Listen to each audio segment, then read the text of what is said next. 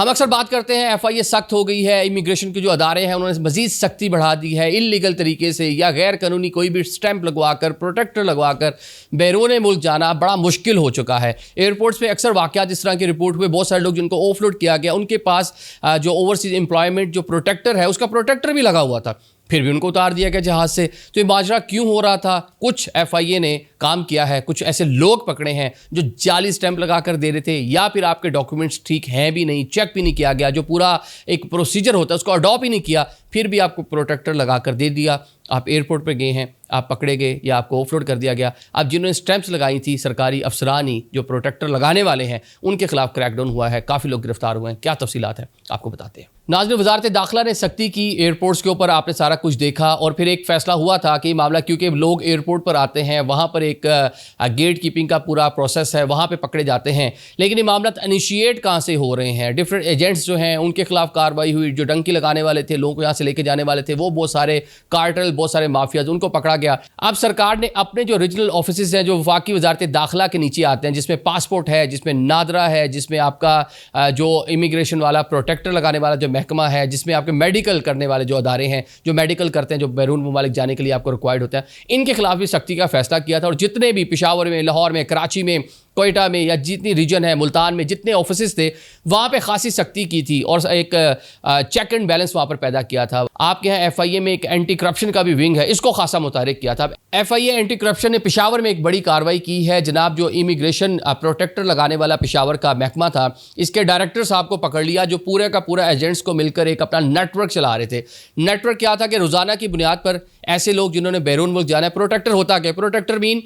کہ ایک بندہ آیا ہے آپ نے اس نے گورنمنٹ آف پاکستان کے پاس کہ مجھے فلانی جگہ پہ جاب ملی ہے، یہ اس کا لیٹر ہے، یہ میرا ویزا ہے، یہ میں نے ویزا لے لیا، سارے میرے جینون چیزیں ہیں۔ پروٹیکٹر آفس کیا کرے گا؟ ساری چیزیں ویریفائی کر لے گا، متعلقہ سفارت خانے سے کر لے گا، یا پاکستانی جو اداروں کے کچھ اس کے پاس ڈاکومنٹ ہیں ان کو ویریفائی کر لے گا، اور بالآخر آپ کو ایک پروٹیکٹر اسٹیمپ لگا دے گا، جس کے بعد you are good to go. Airport پہ جائیں گے، جو امیگریشن والا ایف آئی اے کا بندہ بیٹھا ہے وہ بھی دیکھے گا پروٹیکٹر لگا ہے، مطلب کہ ایک جگہ پہ ایک ونڈو سے چیک ہو کر آیا ہوا ہے، وہ بھی کہے گا اوکے پروٹیکٹر لگا ہوا ہے، اس کو جانے دیتے ہیں۔ لیکن یہ واقعات بہت سارے رپورٹ ہوئے جو آپ نے بھی دیکھے تھے، ریپیٹ ہو جائے گی بات کہ بہت سارے لوگوں کو پروٹیکٹر کے باوجود بھی روکا گیا۔ اب پشاور کے اس آفس میں روزانہ 200 کے قریب افراد جو ہیں پروٹیکٹر کے لیے آتے تھے۔ ایک بندہ نارمل طریقے سے آتا ہے، اس کا جناب ہو ہی نہیں رہا معاملہ، کوئی نہ کوئی نقص نکال دیا، یا اس کو کہہ دیا کہ آپ کے فلانے ڈاکیومنٹس کی ویریفیکیشن کے لیے ہم نے فلانے ملک کے سفارت خانے کو ای میل کر دی ہے، یا فلانے ہم نے پاکستانی ادارے کو یہ کہہ دیا ہے، تو آپ اگلے ہفتے آئے، اگلے ہفتے 3 مہینے 6 مہینے ویٹ ہو رہا ہے۔ بالآخر کیا ہوتا تھا؟ انڈر دی ٹیبل یہ جو ڈائریکٹر صاحب تھے وہاں پہ، فاروق جمال صاحب، انہوں نے ایک اپنا پرائیویٹ آفس بنایا ہوا تھا، جو اپنا سرکاری ڈرائیور، نائب قاصد اور ساتھ کچھ ایجنٹس مل کر یہ پورا دفتر چلا رہے تھے، اور شام میں وہاں بیٹھ کے پورا لین دین حساب کتاب کرتے تھے۔ اور یہ بتایا جاتا ہے کہ ان صاحب نے جو اب وہاں پہ مقامی جو کہہ لیں کہ آفیسر جنہوں نے ایک پریسر بھی کیا، بتائی تفصیلات سامنے رکھیں کہ صاحب نے اپنا جو آفس بنایا ہوا تھا روزانہ کی بنیاد پر 15 لاکھ کی ریکوری کرتے تھے۔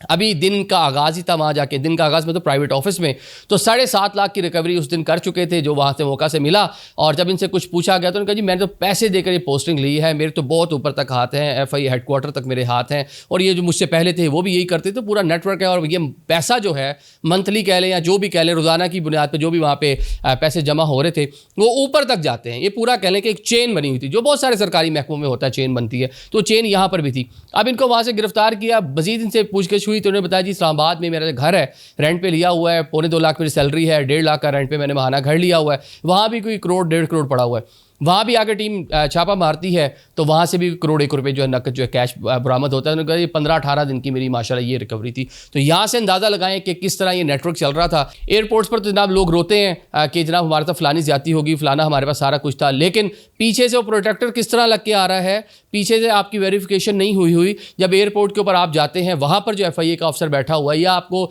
سیکنڈ لائن میں بھیجا جاتا ہے جہاں مزید آپ کی جو ہے ویریفیکیشن ہونی ہے، تو وہاں کوئی نہ کوئی چیز ایسی نکل آتی ہے، کیونکہ یہاں تو آپ نے چیک ہی نہیں کروایا، پیسے دے کر مہر لگوا لی، اور وہاں پہ آپ جا کر پکڑے جاتے ہیں۔ اب ان کے خلاف جناب پوری ایف آئی آر اور پورا معاملہ ہو گیا ہے، دیکھتے ہیں کیا ہوتا ہے۔ لیکن یہاں پر ایک بڑا امپورٹنٹ کوشچن ہے، وہ یہ ہے کہ پوسٹنگ کس نے دی،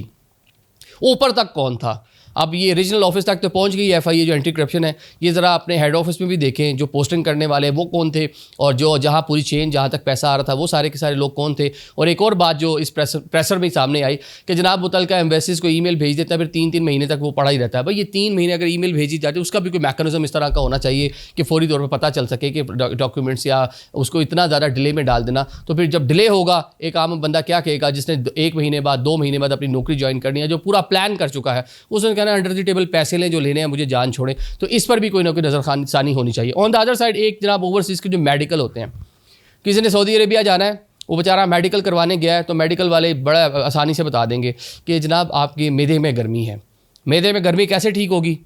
وہ آپ نے جب کچھ پیسے لگائیں گے تو ٹھیک ہو جائے گی. ٹھیک ہے, امریکہ کے لیے اسلام آباد میں بہت سارے یہاں پہ ادارے موجود ہیں, یا یورپین بہت ساری کنٹریز کے لیے وہ کچھ اچھا کام کر رہے ہیں, لیکن جو بیچارہ لیبر کلاس ہماری جا رہی ہے نا, جو بڑی جو اوورسیز پاکستان میں پاکستان ڈائسپورا بڑی تعداد لیبر کلاس کی ہے جو GCC ممالک کے اندر موجود ہے, ان کو تو بیچاروں کو کسی جگہ بھی مطلب کوئی ایسی چیز ہی نہیں ہے جہاں پہ آپ بخش دیں. ہر جگہ کہیں نہ کہیں آپ نے ان سے جو ہے نا پیسے لینے ہی لینے ہیں. تو یہ جناب ایک اچھا کام ہے, ایئرپورٹ سے شروع ہوا تھا, اور اچھی بات ہے کہ وزارت داخلہ نے کوشش کی, فیصلہ کیا